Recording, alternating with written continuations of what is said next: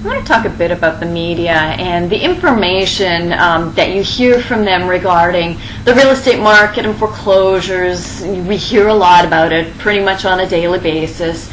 And a lot of times, just remember the media, their business, and their job is to, get you to read their news. So they're going to provide the most sensational, dramatic news. And no one wants to hear, well, the news is the same as it was yesterday. So they're talking about all the most extreme cases in the news. So I want to talk about foreclosures. The impression that a lot of people get from the media about foreclosures is that, the real estate market is rampant with foreclosures and the banks and homeowners are just giving their homes away. All of that information is extremely generalized, usually very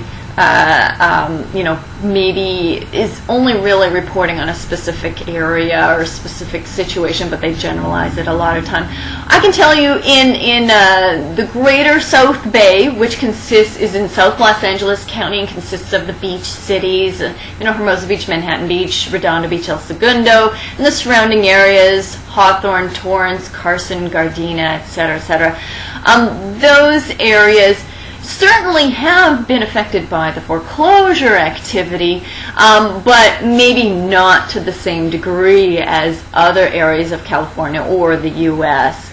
Home values, too, have been negatively affected, and in some areas are still trending downward, but just minimally downward.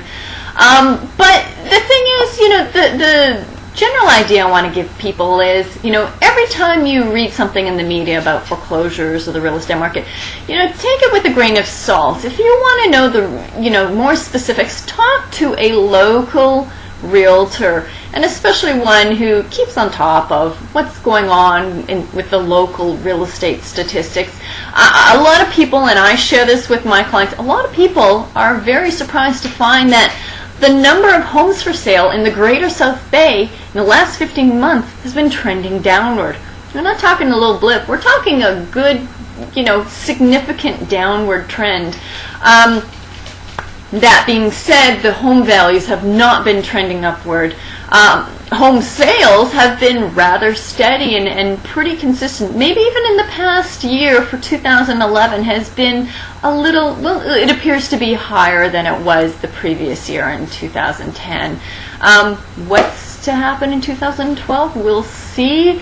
Maybe interest rates will remain about the same. We'll probably go a little bit up, not too much.